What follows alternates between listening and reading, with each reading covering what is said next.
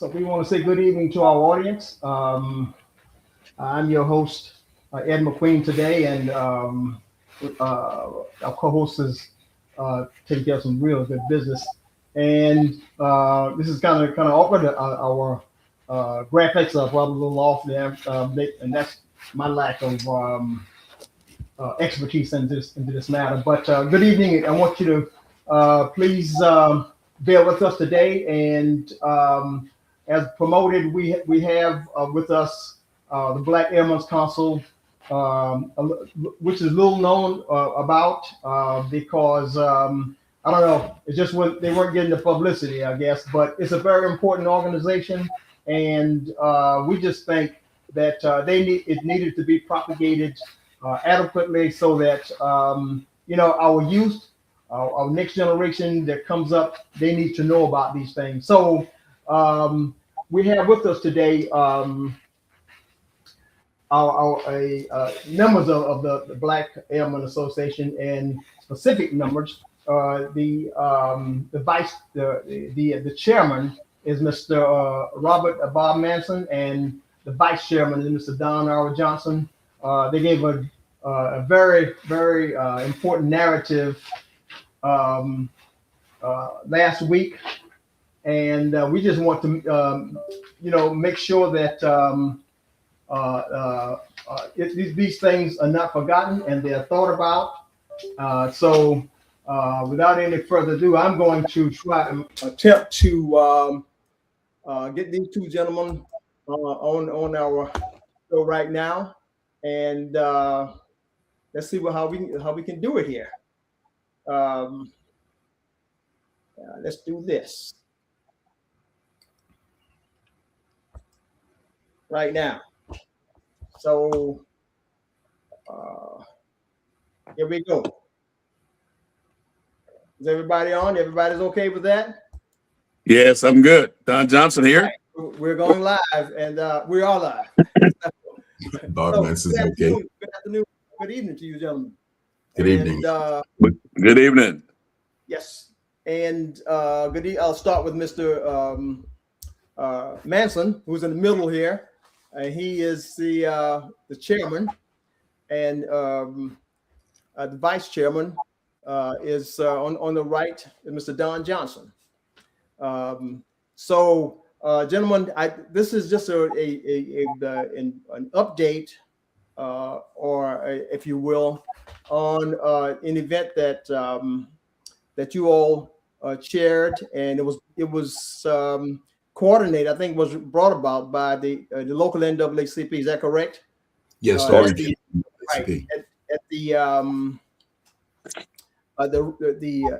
old Air Force base, which was the Reed Center. Yeah, so that must bring back a lot of memories to you all who were airmen there. And it did change quite a bit. Changed quite a bit, yeah. And some of the things you wanted to do, and some of the things you could not do, and consequently, the formation of the Black Airmen's Council had taken place as a result of all those things. So I'll start with the chairman here, Mr. Manson. I'll start with you as to if you can just give us a little background on yourself and let the audience know who we're dealing with, and you may have some questions coming about, but yeah, if you can start off things, we'll certainly appreciate that. Okay, my name is Bob Manson. I was a 26-year-old staff sergeant coming from Vietnam through Japan, and I arrived at Myrtle Beach in January of 1970. Wasn't exactly sure what to expect, but I was stationed in Japan with a group of guys who came over as a squadron, and they called themselves the Beach Boys. And I was really expecting something really, really nice. Yeah. But the day that I showed up at Central Base Personnel, on the front door of the personnel office was a poster, and It was quartered into fours, and it had 4 pictures on it of airmen that were out of regulation. We called it 3510. Right. The only problem was that 3 of the pictures were of Black airmen and only 1 of a white airman. And I thought that was a little strange, but I signed in, and that was a Friday evening. And the Saturday, I decided to go to the base exchange, which was like the military Walmart, and look around and get to meet some people. And as I was there, an air policeman came in and arrested me. And I couldn't figure out why. I had just come from San Francisco on leave, and I was wearing a bush jacket and a big Dr. King medallion and a little short afro. And maybe I looked a little strange to them. But he took me to the headquarters of the police. An investigator came in and asked me to empty my pockets. And I asked him what for. He said, just empty your pockets. I said, am I under arrest? And he says, well, no. I said, well, why should I empty my pockets? He said, because we need to find out if you have anything that you shouldn't have. I said, could I have a lawyer? And so they called in an off-base and off-duty lawyer to come in. And I asked him one question: am I under arrest? And he said, yes. And the investigator said, no, he's not under arrest. And the lawyer said, yes, he is. If you've got him against his will, he's under arrest. So I said, okay, sir, that's all I need to know. And I emptied my pockets on the table. And in my right bush jacket, I had a book. And it was a white, shiny cover paperback book. And on the cover was red, blood dripping type letters that said, look out, white man, I'm bleeding. The investigator looked at it. He picked it up. He said, is that all you've got? I said, here's my jacket. Take a look. He checked my jacket. He said, okay, Sergeant Manson, you can go. I said, are you finished with me? He said, yes. I said, good, because I'm not finished with you. I said, I think we have a case here of false arrest, intimidation in front of people I didn't even know.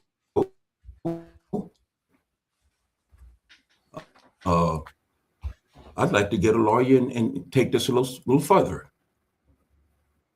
That Monday, I received a call from the Air Police Commander, Chief of Special Services, who was over the BX and the gymnasium and that type of thing, the rec center, and they apologized to me.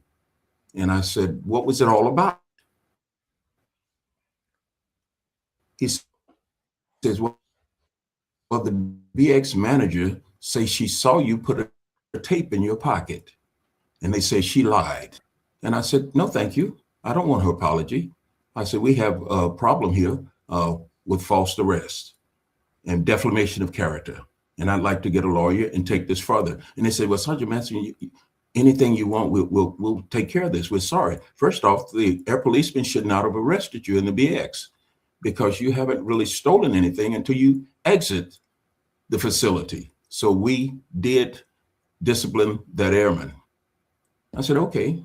So I went around looking for someone that knew of a black lawyer in the area that I could talk with. And of course, no one knew of a black lawyer in that area at that time. And of course, I didn't have a car either. But I kind of held it over their head that I would get a lawyer and we would take that further. And I never did. When my family arrived, we set up housing in base housing. And one day, 4 young airmen came to my home, led by this young man they call Nip Skip. And to me, I don't really know what that meant, but Nip Skip turned out to be Don Johnson, the gentleman that we're looking at now is my vice chairman, along with Larry Church, William Boyd, and Chester Collier. And they mentioned that there was a lot of discrimination on the base, that it was a Klan nest at Myrtle Beach, and we need to get organized. And they say they knew that I had been involved in organizations in Japan, and they wanted to know if I could help them get organized. And we sat down and drew up a constitution, bylaws, ran it through the legal office, and we became the Black Airmen's Council. They appointed me as the chairman, Don Johnson as the vice chairman, and later on we came up with a recording secretary, a guy named James Priest, and that's how we got started. So this is early 1970. That was early 1970, probably the 3rd, 4th, or 5th, somewhere in that area. And you mentioned the Klan activity, even during that time in 1970? Oh, it was very strong. It was very strong. And In the Myrtle Beach area. in Myrtle Beach area, and Of course. we can tell you some stories as we go along. But as the stories go, we became a council that chose direct action of dealing with the problems of the airmen Right. on the jobs and in the community. Right. Yeah, we had commanders that were discriminating against the young Black airmen, and we had a housing referral office, which is where you would go when you were looking for housing, that was discriminating against Black airmen as well. They had two drawers. One drawer was for Black people that they knew would rent to Black airmen. The other drawer was white landlords that would only rent to whites. And we were going, what is that all about? So we had a couple go in, look for a place. They said they didn't have anything, a Black couple. We had one white couple that's a member of the Black Airmen's Council. We them in the next day in the housing referral office. Said, oh yes, we have something. Oh, we've got you. We've got you. so we were able to find out that yes, he was discriminating. Of course, he got in trouble, and so did the commander for not knowing that the housing officer was discriminating. That was one of the first cases that we had, and it went from there to my third incident of discrimination was going downtown, driving down Highway 17, a little hamburger joint on the right-hand side of the street, and had some picnic benches out front, and I ordered a cheeseburger. And the lady had the nerve to look me in my face and say, we don't serve niggers here. And I said, well, I don't eat them. I'm from Louisiana. I had heard that before. So I don't eat them. I want a cheeseburger. And she said, well, we don't serve you people here. And I said, where am I? What is this place? And that let me know that we were in for a real battle. Man, see, and that's why I wanted you all on the program, on the broadcast, to give us some background and give some people some background on Myrtle Beach Air Force Base, which really was it was kind of like had some positive. One of the positive things that of the existence of the Air Force Base was the fact that it created quite a bit of employment, especially for the surrounding area in Conway. Yeah. I mean, the jobs were not like the whites who were occupying the higher positions, and they were well, you can call them menial jobs, but they were jobs, and they took care of their families quite well, I suppose. But there were quite a number. As I was growing up, I used to see them coming in wearing white uniforms, coming from work, and I didn't know what that pertained to at the time, but I found out that was indeed they were working in the mess hall. In the mess hall. Yeah, if they wear a white uniform, they were in the mess hall. If they wore other uniforms, they were either doing lawn work or they were perhaps working on the flight line. Very few civilians worked on the flight line. That was always reserved for the majority of the military. We serviced aircrafts. We did maintenance on aircraft. But there were those that had other jobs there on the base. Okay, so to our audience, our viewing audience, we don't see Mr. Johnson's name at the bottom, but we're talking about we're talking to Mr. Don Johnson, who is, unless you all can see it and I can't see it. I see. You see it? So, okay. I do. Yeah, okay. I'm talking about his name at the bottom. Name that be Don Johnson, and he is the first vice president of the I'm sorry, first vice chairman. Maybe that's an omen, man. You might be vice president one day. Well, he was eventually. He was eventually. We eventually became the Afro-Culture Workshop. Okay, and, yeah. And he was the first vice president of the Afroculture Workshop. Well, when I saw that you all appeared Saturday before that it was a Sunday on the 8th of February, that I couldn't connect the two with the workshop versus or with the BAC, which was the Black Airmen Council. And so well, let me bring you up to par on that. yeah, We started off as the Black Airmen Council, and a lot of the good work that we did foundationally was in the Black Airmen Council. right. But later on, in about a year or so after we started, a gentleman came to town, a tech sergeant came to town, and he came from Vietnam. Right. And he said, "Hey, you guys, I'd like to start an Afroculture workshop here." That's okay. What does that mean? And he told us, and we got together and said, "Well, we don't need two organizations here." So he said, "Would you guys consider folding the Black Airmen Council into the Afroculture workshop?" And we looked at each other and we voted on it, and we decided to do that. So the Black Airmen Council became the Afroculture workshop. And we, gentlemen, then our mission, Bob, as you well know, our mission changed. Okay.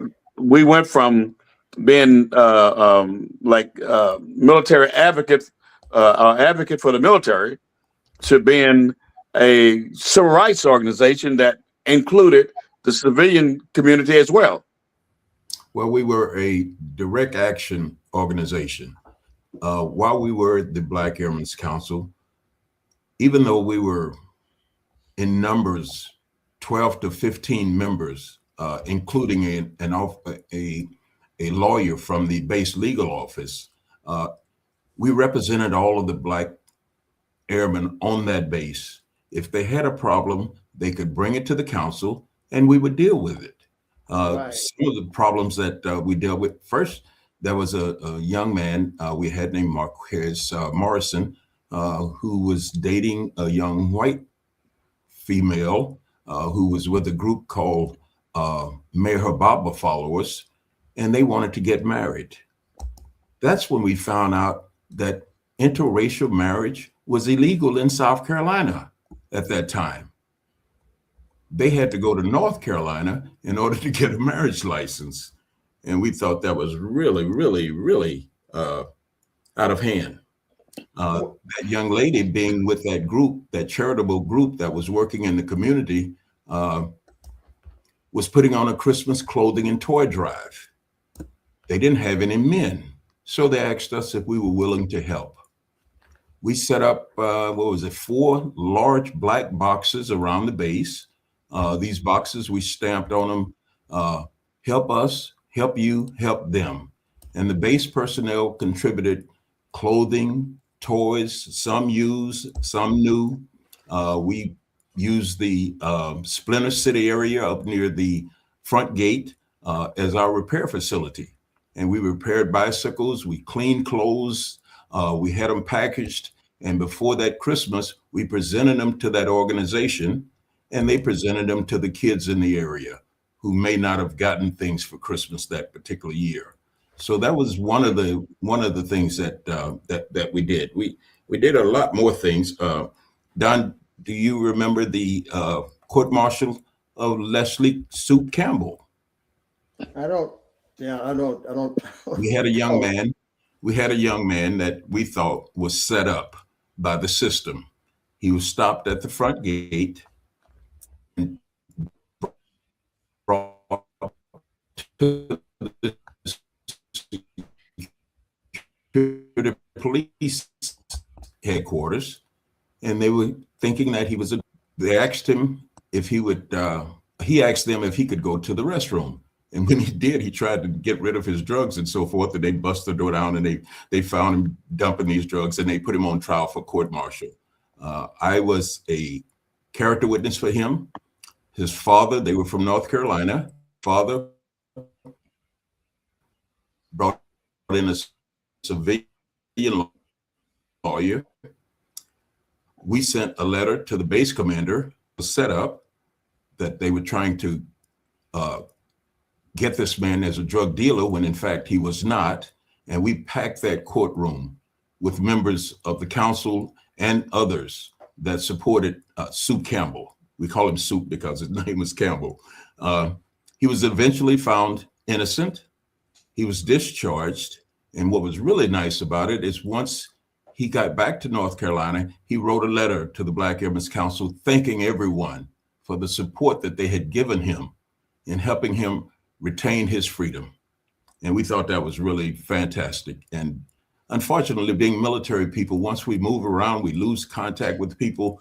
We sure would like to be able to find those guys. He and one of the members that's here in Oakland where I live, Marion J. Sims and people like that. Unfortunately, from the Black Airmen's Council, there's only a few of us left. Myself, Don, James Priest, who was our recording secretary, who's up in St. Louis. And I can't think of any more. John Norris is the gentleman that came from Vietnam and started the Afro Culture Workshop. He's in Orlando, Florida. Unfortunately, he was not able to be with us in South Carolina. He had some family medical problems.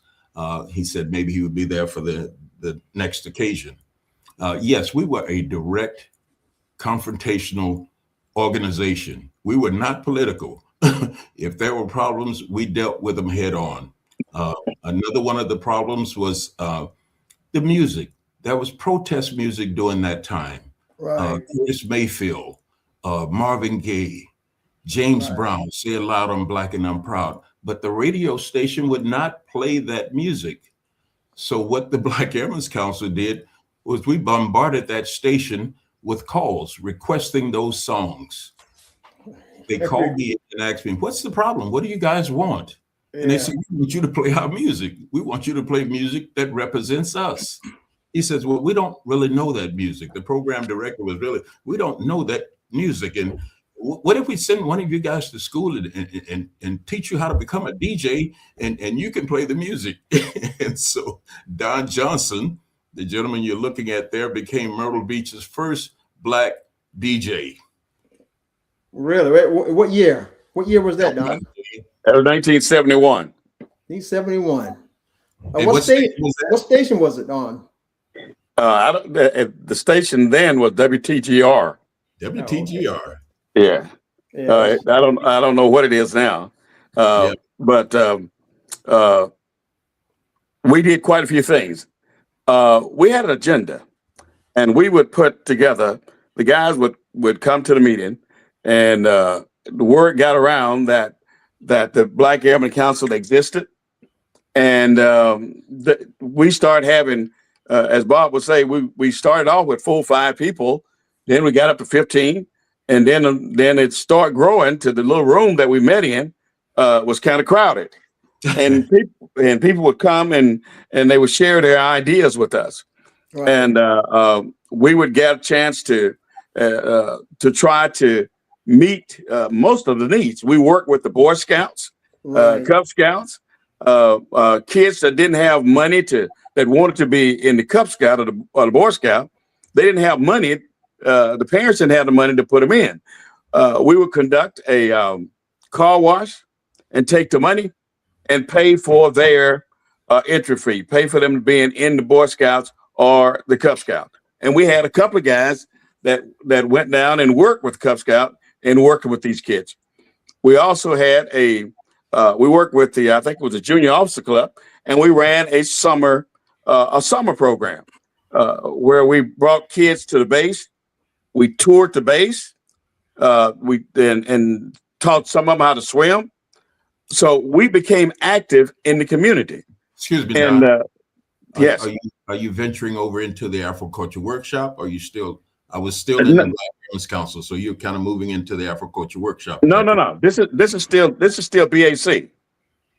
We did this in the BAC. Then when John came in, we expanded further.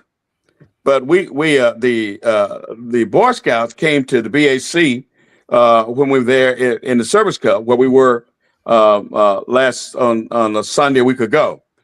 And then the other people, even the clothing, Bob, that we prepared for that we gave to the community through the other organization, that came out of the BAC. A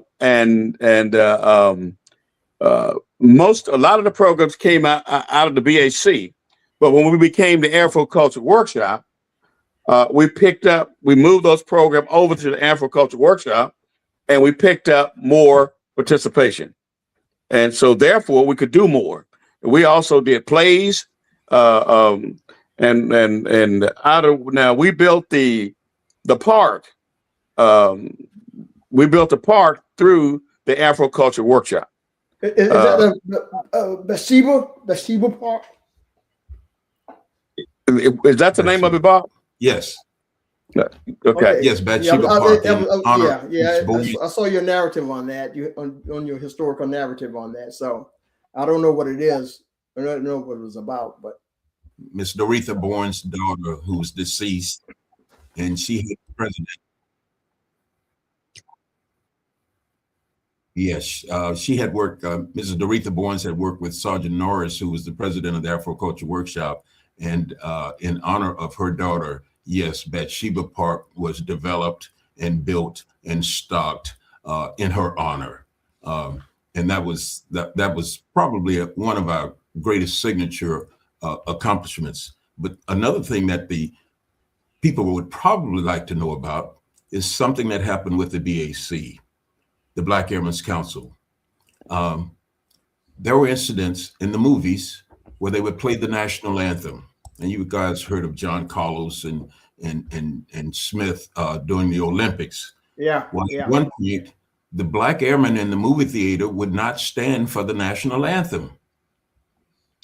The base commander called me in and asked me what the problem was. And I told him, when they played the national anthem, they also showed a video of the amber waves of grain in Purple Mountain's majesty. And they showed people walking and in the parks and so forth, but none of them were Black. And the Black Airmen felt disenfranchised, that they shouldn't stand for something that didn't represent them. Amazingly, the commander understood that. He said, I'll check it out. And he actually went to the movie.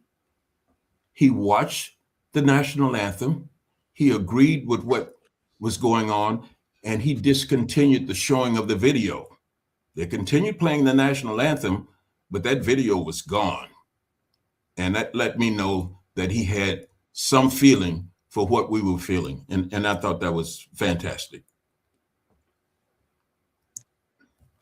In addition, before I get away from the Black Airmen's Council, because I was almost strictly Black Airmen's Council until after I did race relations. This gentleman that you're looking at here, Don Johnson, was also selected as the Master of Ceremonies for the first Black Miss Horry County Beauty Contest held at I think it was at the Convention Center, and he did a fantastic job. Yeah. Well, what year was that? Come on. Oh, that had to be. That was in '71 as well. We're 50 years ago, so we're struggling trying to come up with these dates and so forth. Yeah. Yeah. I never knew that existed, really. I didn't know anything about that. Fantastic. Yeah. One of the problems, one of the things that also came before the Black Airmen's Council was a young man named Leon Amos that worked in the fire department. He was married to a white European woman, and they lived outside the housing gate in the trailer park. Well, I don't say young, the folks in the area knew that they were interracially married and began to harass her.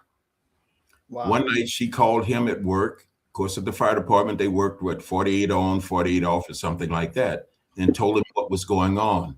While they were talking, someone threw a rock or a brick through the window, frightened her half to death. He ran home, comforted his wife, had never been to a Black Airmen's Council meeting, but that next Tuesday night, he was there, and he presented his case to us. Our recording secretary, James Priest, penned a letter to Julian Bond, who was at that time a state representative from Atlanta, and Julian Bond sent a reporter named Jim Wynn to Myrtle Beach to do a story on discrimination of Black airmen at Myrtle Beach Air Force Base. He did a page and a half. on discrimination of the Black Airmen.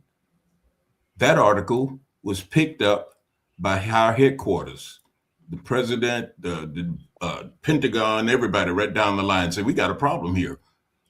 And so they sent an investigative team in to investigate what was going on in Myrtle Beach. Of course, they whitewashed it. They whitewashed it to a large degree.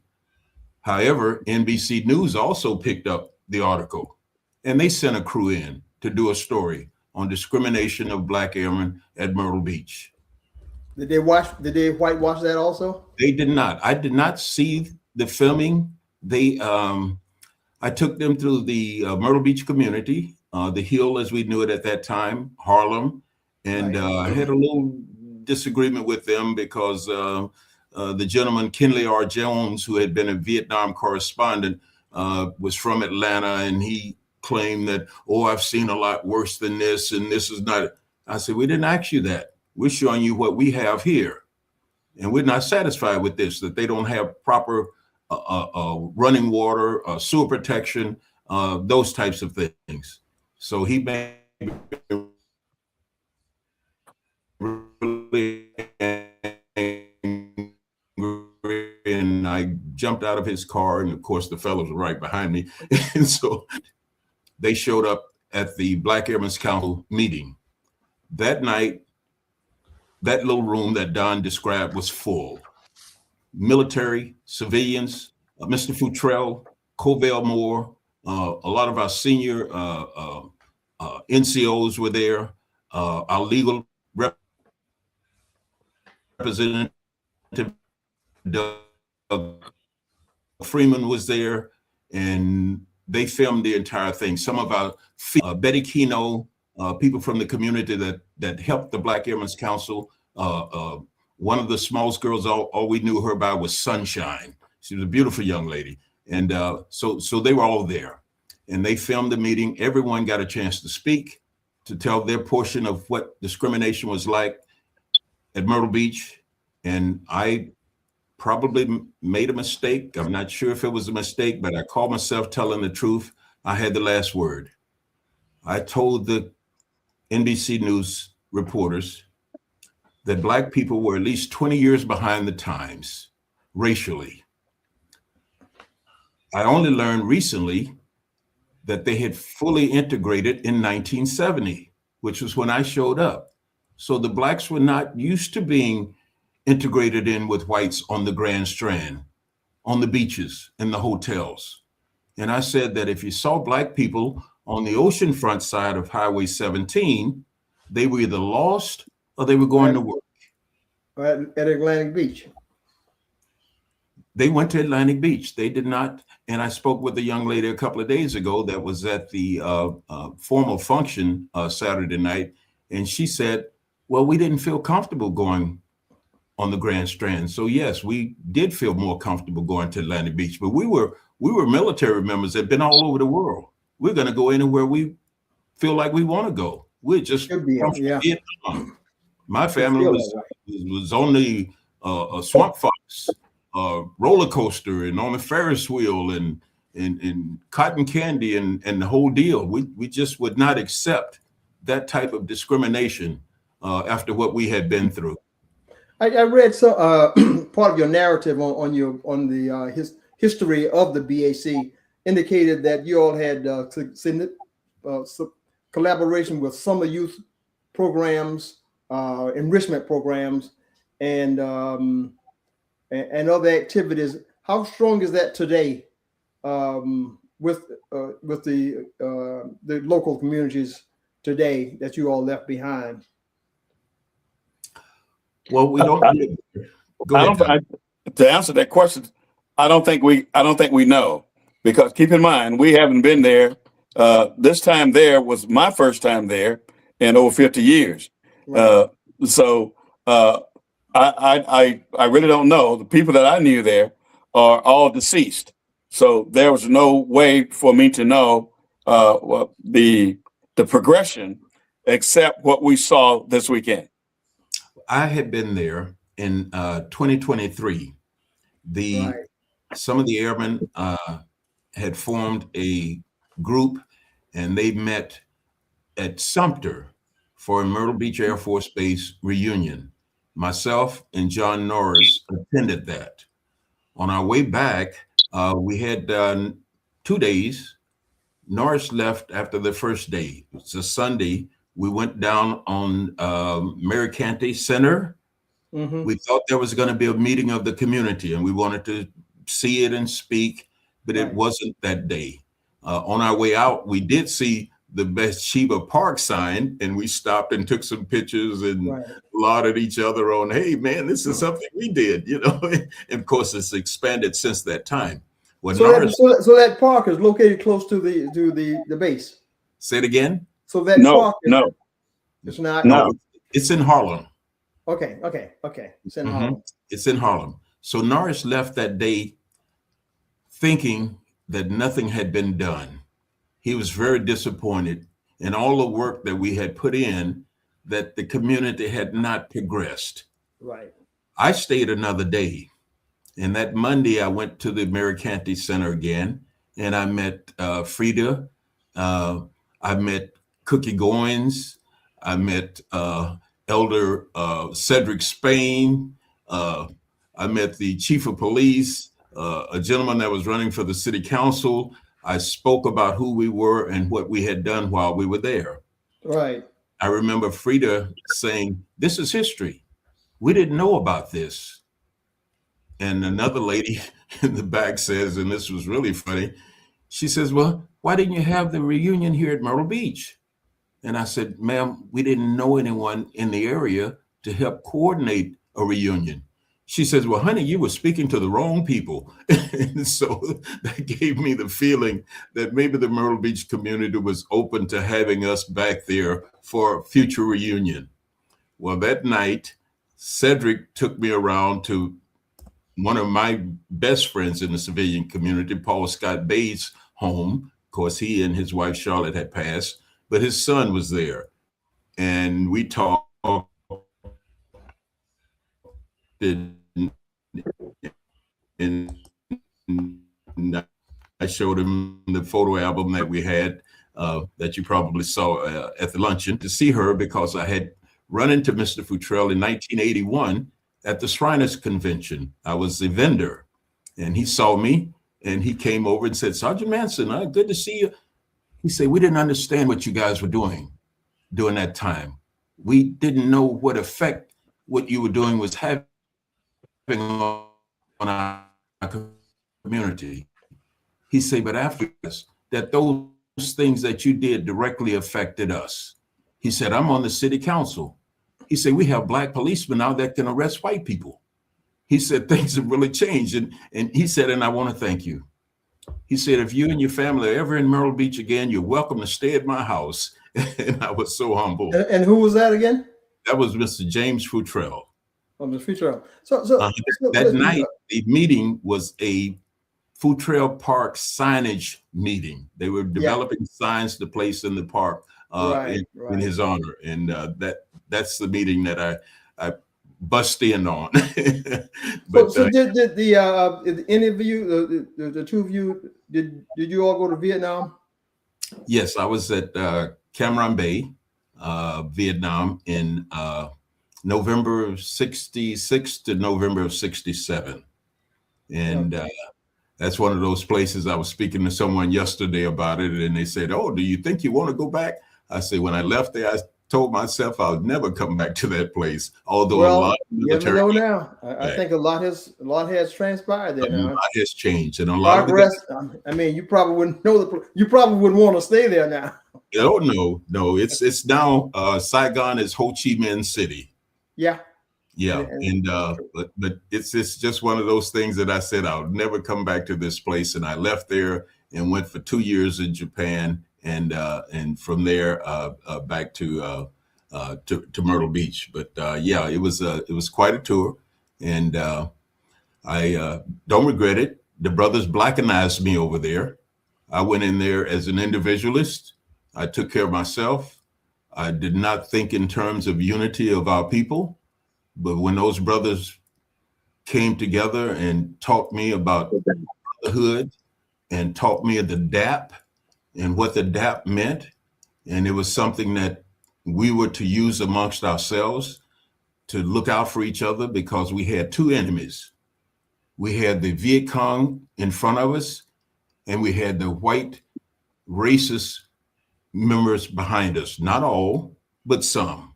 And that's how the DAP, supposedly, according to the guys in the 101st Airborne who was stationed at Cameron, taught us. They told us about the DAP. And they said that there was a guy in their platoon that had problems with the guys in the platoon, including the commander. They sent him out on point. And while he was out on point, if people don't know what point is, you go out 25, 30 yards ahead of the rest of the platoon to scout and make sure that everything is okay. Well, while he was out on point, a firefight started. And when it was over, they don't know who fired the first shots or whatever. When it was over, the guy was killed. He was shot all up, back, front, everywhere. And they called him John Dapp. Now, I'm not sure if that was his real name or not, but this is the story that they gave us. When the brothers came out of the field, the Army brothers came out of the field to the Cameron Air Base, they lined us up and taught us the DAP. And they didn't matter where you were from, they pound your fist, northeast, south, to west, 300 years of segregation and slavery. We come together in unity and harmony, and we throw it down and stomp it. We killed a pig. It was a militant type of thing. And one thing about the DAP, we would not share the DAP with white people. This was something amongst the brothers. And by the way, while I was at Myrtle Beach, we had a member of our organization. His name was Nelson, Brother Nelly, was from Charleston. He took me to Charleston with him. The brothers in Charleston dapped like the brothers in Vietnam. And that's the only place I've ever been in a civilian community that happened. Amazing.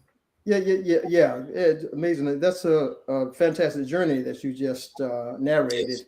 Now, Brother Don, Yeah. you are, so obviously you didn't go to Vietnam. No, I didn't. I didn't go to Vietnam. So are both of you, did both of you spend a considerable amount of time in the Air Force, like 20 years? Yeah, 21 years.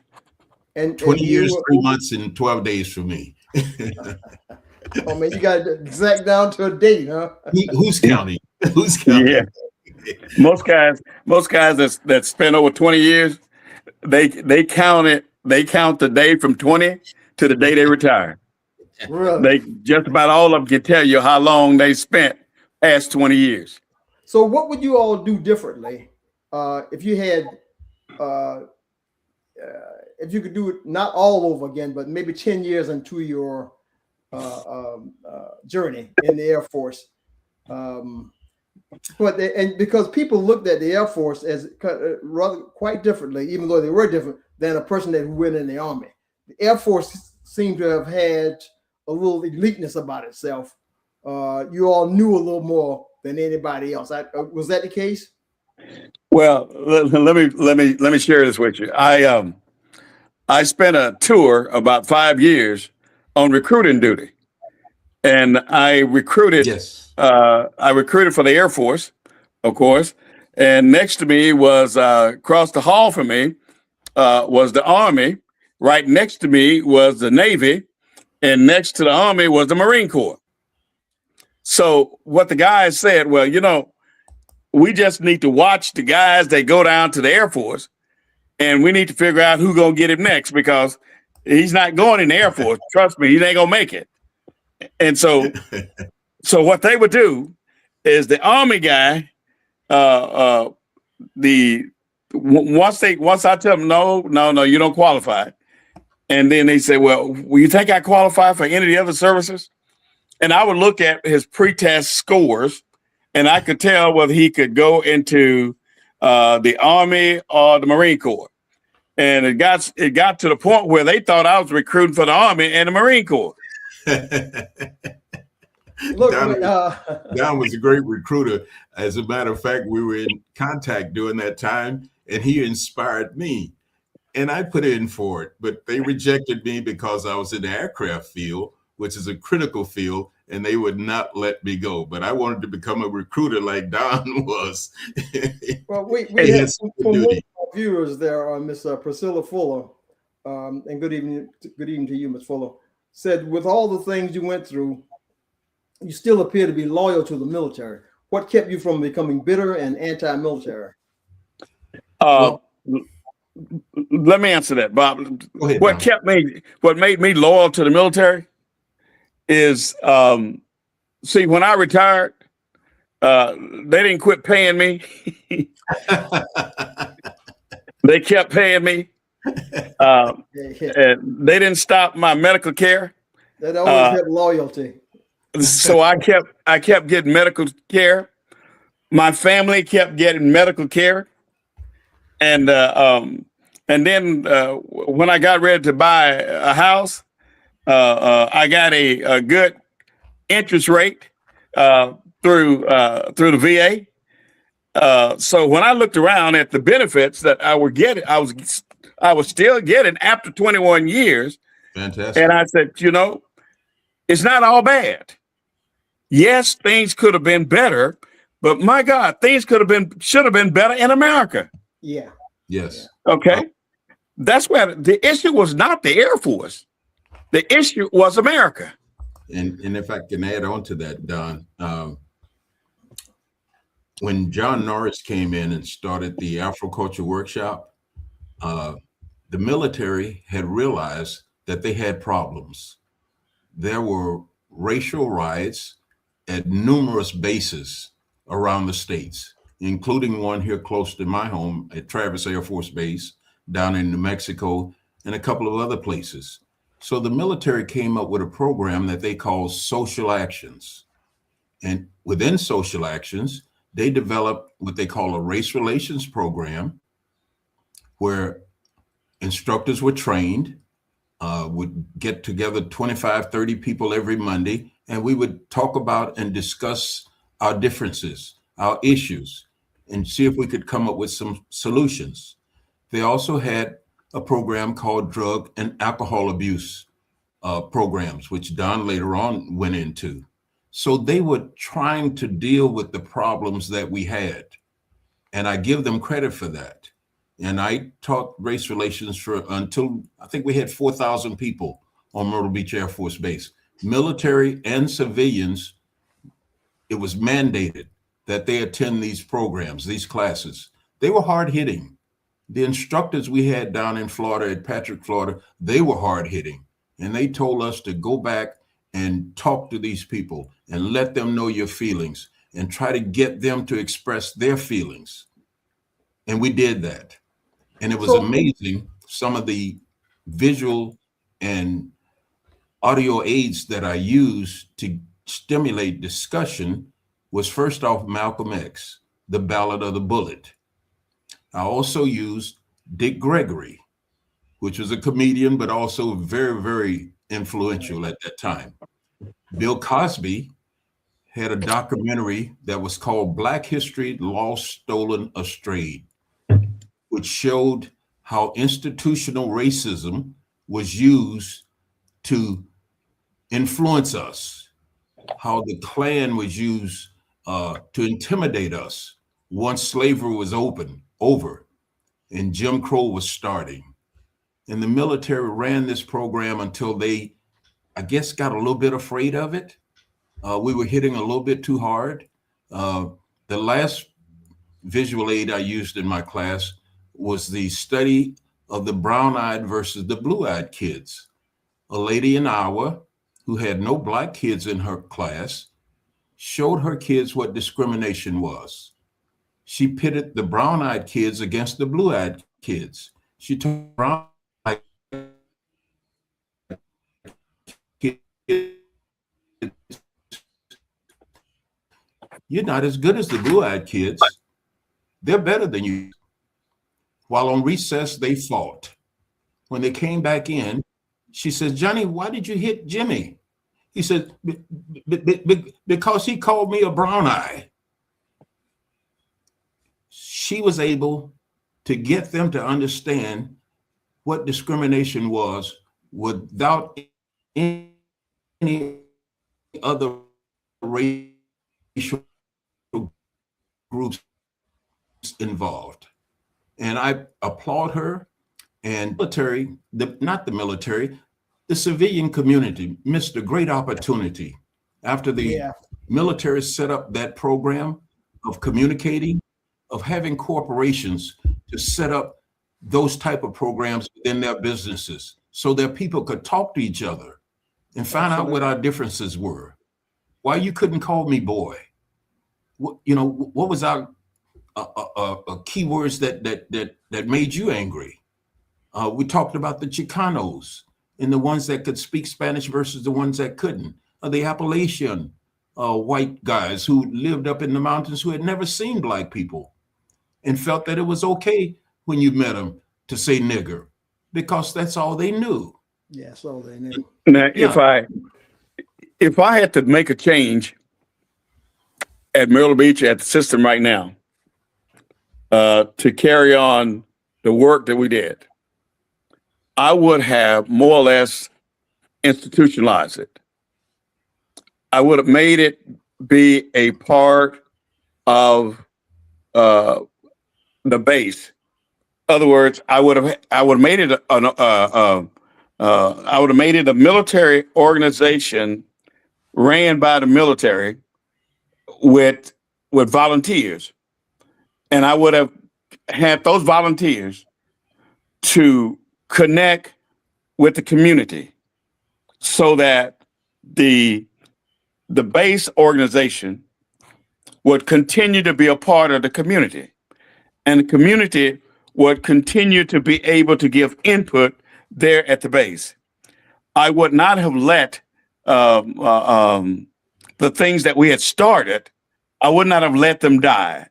I would have institutionalized them to a point, not to a point where I dictate what they got to do or I regulate what they got to do. I would provide good, strong guideline and made that a good working environment, a good working organization, basic communication between the community and the agricultural workshop.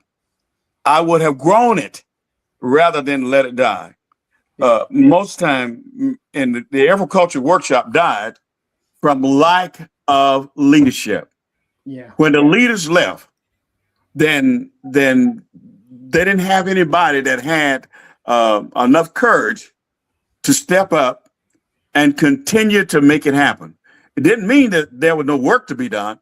God knows that's probably work to be done today. But they could have continued to do that. Now, keep in mind, the stuff that we did was difficult stuff. I mean, we got letters and notification from the Ku Klux Klan, but we didn't stop. Our lives were threatened, but we didn't stop. So we needed someone to be there and stay there that would have that kind of dedication, and we didn't. So the work that we did, the people that worked with us, they knew we did the work because they were a part of it. Those people are now deceased. They are now deceased. And many of their children didn't know how they got these clothes that they're wearing to school. Many of them didn't know about the money that was paid for them to be a member of the Boy Scouts or the Cub Scout. Many of them didn't know that who was involved in getting them on tours to look at in the parachute shop, to watch them pack parachutes and how to test them. Many of them didn't know who was responsible for getting them toured all around the base so they could get an idea of what the Air Force does. They didn't know that. Let me say this, Don, and I agree with what you're saying, but the work in the Air Force, I did race relations, and once race relations got too strong for the military, they thought we were hitting a little too hard. They called me a Black Panther or a Black Muslim. They were investigating me. They sent the FBI to my neighborhood to ask my neighbors if they knew who I was and what type of person I was. pulled my personal information and had me redo it again. It got a little bit too strong for them. So they actually changed the program from race relations to human relations. Mm-hmm. And they selected me for the race relations program. I refused initially because I felt it was a pacification program. I know how the system was and how they treated us. And the wing commander continued to stay, and he had been to one of our meetings. The Black Airmen, this is your opportunity to do something. And so I accepted the position. Taking on the race relations course was very important. And I thought we were doing a lot of good. Once I finished with the race relations program, I went back into the Afroculture workshop. Norris had left. The vice president at that time was James Ball, and he became the president. And he refused to continue it. He felt that it was too much work and that he could not. Bob Manson, you said when you got here that as long as you were here, there would be a Black organization on the base. He said, so I'm leaving it. If you want to take it over, you can. If not, it's going to die. So the people that I knew encouraged me to go back into the organization, and I became the president of the workshop. Folks, that was a lot of work. That was a lot of work. I think people didn't know what was involved in doing that. We developed a band. We had a band going. We raised the membership from 15 or 20 up to 110 people. So it was work. I was traveling. I was making phone calls. I spent a lot of time away from my family. When we had the 3rd anniversary of the workshop, I had orders to go to Germany. And we sat at the head table with the base commander, and he said, Sergeant Manson, you've done a really good job since you've been here, and I hope you'll take this to Germany with you. And I said, no, sir, this is it for me, because I realized how much I had taken away from my family. Yeah. Of doing that work. So I've got you two brothers here. The information was quite impressive at the and so is now, but at the workshop that was on this Sunday, not this past Sunday, but on the 8th, February 8th. You had very good comments about from different people. The fact that nobody had ever heard of the Black Airmen's Council. So, so who invited you? Was it the NAACP? It was Elder Cedric Spain, Hemingway, Faulkner. His name runs about the length of a shotgun house, but he put out an invitation that made it very difficult to refuse. Okay. He said, we realize what you guys did, and we would like to honor you. If you, the members of the Black Airmen's Council and the Afroculture Workshop, would come to Myrtle Beach, we will honor you as best we can. And I know it's been a long time. It's been 50 years, but better late than never. Well, now, they did a fantastic job of honoring you. Fantastic job. Now, really fantastic job. You know, and credit to Mr. Blaine Spain. We call him Cedric. Cedric. For the effort that he and I'm sure there were others. Oh yeah, the city councilman. Yeah, the city councilman that Chestnut, Councilman Myrtle Beach City Councilman Mike Chestnut. Yes. Paul Scott. Paul Scott engineered the entire thing. He engineered the whole thing. He was the connection between us because I knew his father. His brother had told him about me, and he began to talk with me. And then from there, he says, I know Mike Chestnut. I was his campaign manager. I know Ron Williams. I know Cookie Goins. I know Mary Riley is my cousin. And so he brought us all together for conference calls. And we Right. started, it was in October, we began to talk to each other and put this thing together. And it came together. And I'm so sorry that Paul was not able to make it. He's actually in Hawaii, and he couldn't get away from his job at that time. But he kind of engineered it. But Cedric is the one that made the invitation that brought us there. Mary had introduced her formal on a Saturday, but I was not willing to come there for one day. And so I had not accepted. But when Cedric put his out, it was an offer that we couldn't refuse. Yeah. Kudos to Cedric.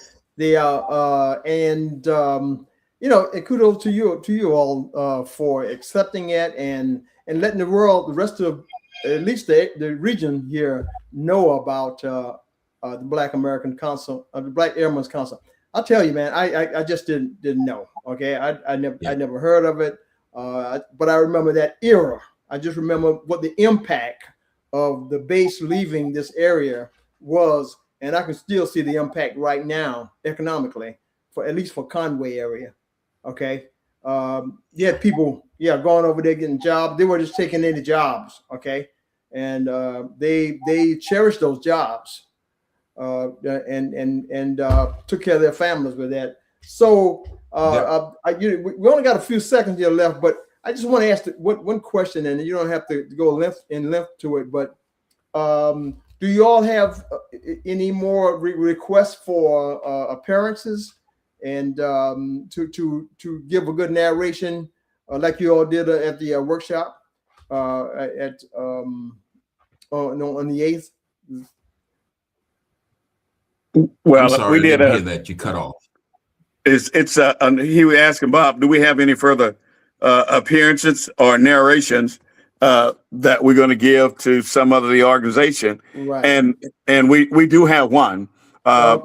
We've started on one down in Alabama that Ron Williams is arranging, right. And we'll do one there. It's going to build up. You're going to be getting more. I can see that happening.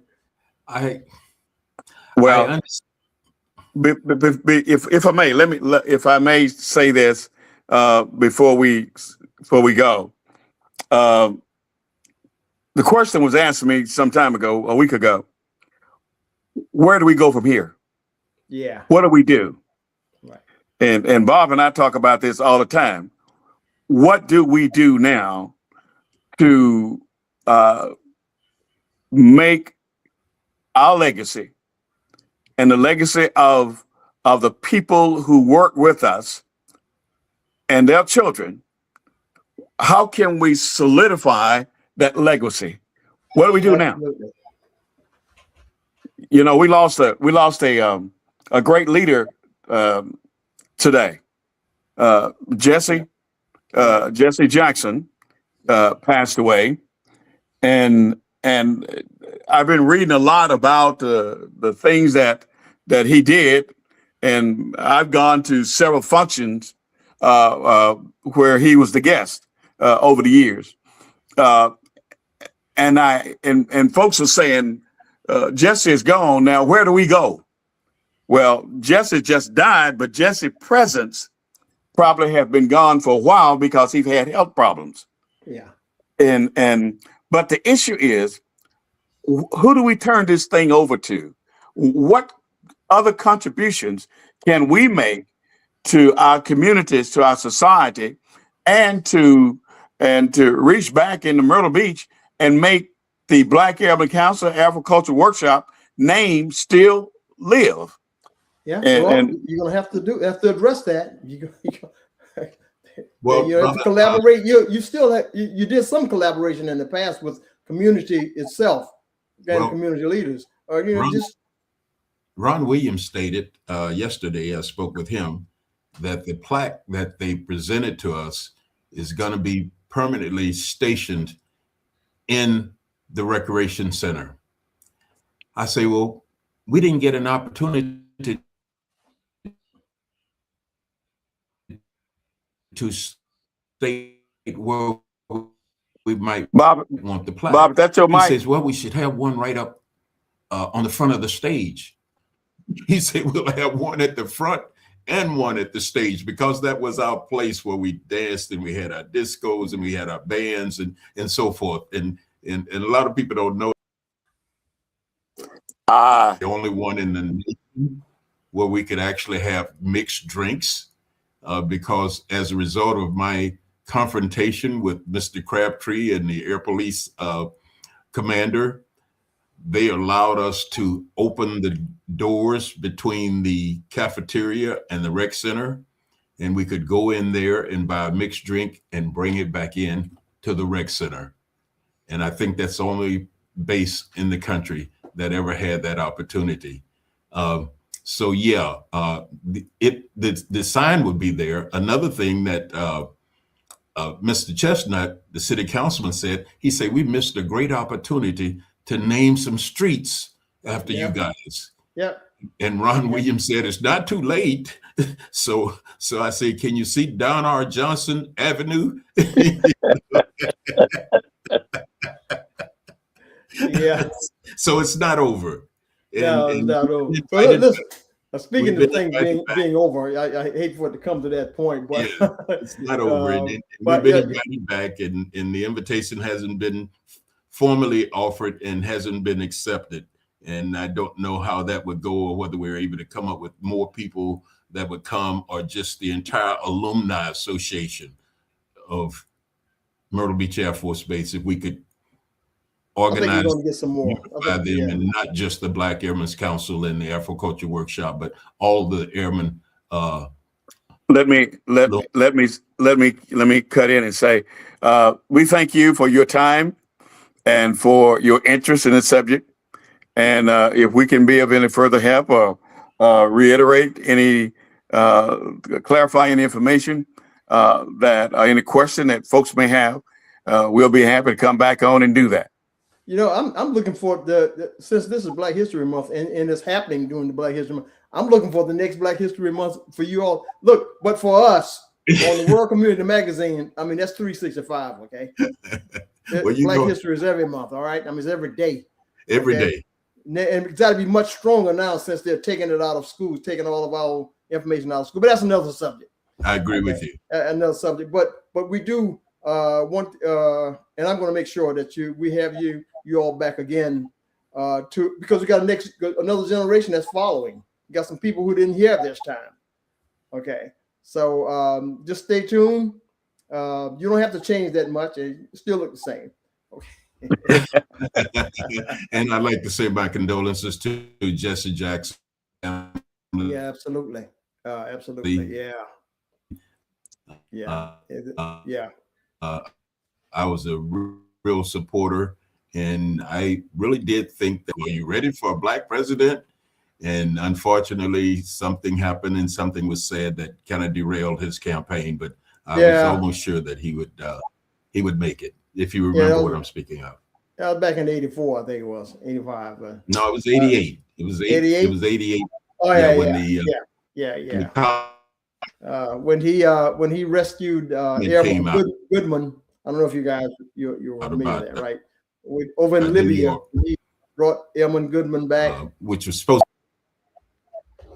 That was monumental. But again, yes, I remember that. Look, listen, it's been my pleasure, and I'm sure all the viewers' pleasure to have you gentlemen on to give to kind of narrate some things that, especially during, and this is again so-called Black History Month, but it couldn't pick a better time, and that's why I wanted you all on. If I hadn't heard about it, about the Black, and kudos to the Cedric Blaine Spain for really researching. I'm sure I use the word research for lack of a better word, but getting coordinated this thing and making sure that you all get to the proper recognition, because it was really a nice event. Okay, it was overwhelming.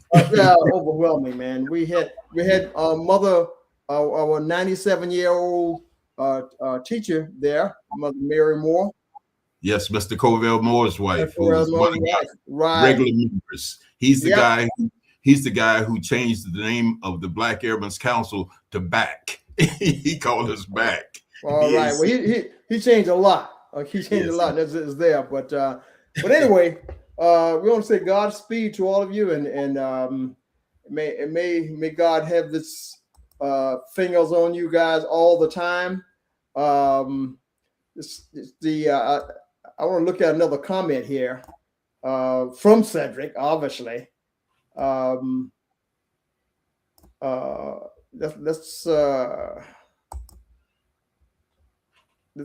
is from Cedric himself, and if you can see at the bottom of your screen there what he said. Sergeant Manson and Sergeant Johnson, the entire Black Airmen Council, Everyone Customs Workshop, and the Myrtle Beach Air Force Alumni Association. This was a great broadcast. I salute the indomitable spirit of these men who turn struggle into strength and pain into progress. May their example continue to inspire all of us to build, uplift, and preserve the dignity of our community every day, not just in February, but all year long. Yes, indeed, it will be all year long. So he's my hero.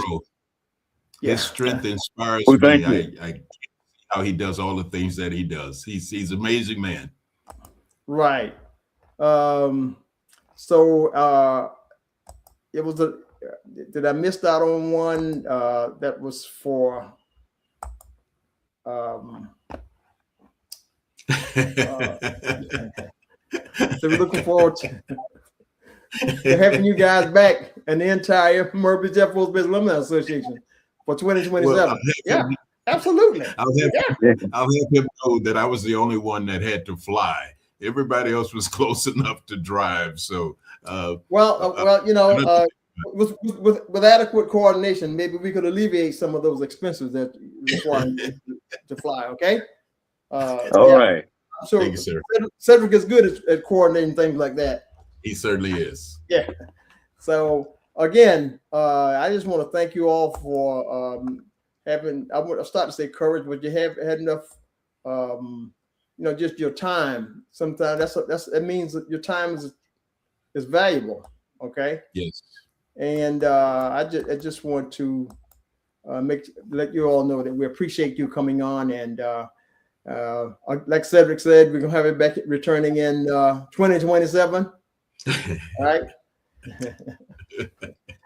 and don't worry, you're gonna be around. Okay, God willing. We'll think about that one. Yeah. So okay, but anyway, what is it? My heart is willing. just I have to think about that one a little bit. Think about that one, huh? Yeah. Mr. Curtis Platt, I believe, also has something to say. Just can't get him up here, but he'll. We got him. Miss Deborah DeWitt said the same thing. She has some comments on that. So until the next time, hey, look, we got to keep in contact, okay? For sure. Will do. All right. So good luck and Godspeed. And again, we're going to be talking. And make sure look again. I say to get your face is not going to change. You're going to be the same. You know how we are. Thank you much for the opportunity. Yes. All right, Yes, all indeed. right, Okay. all right. Good night. Yes, Yes. sir. Talk to you later, Don. Yes. So, again, thanks to Cedric for his coordination on this thing, and we really, really enjoyed the information, I think the knowledge itself that allowed us, especially myself, it allowed me to get an insight as to what was going on at Myrtle Beach Air Force Base. I want to remember such a young man that I saw these people who were coming in and being employed at the Air Force Base, and I just thought that it was, I'm sure it was a job that they just took advantage of, and they appeared to be gainfully employed. So what more can you ask for? So until next week, I'm speaking for April here also, and she has some very important information, and she's going to let us know about it next week. Okay, so stay tuned, and we'll see everybody, God willing, next week, same time, same station, same batch station. Okay, thank you so much.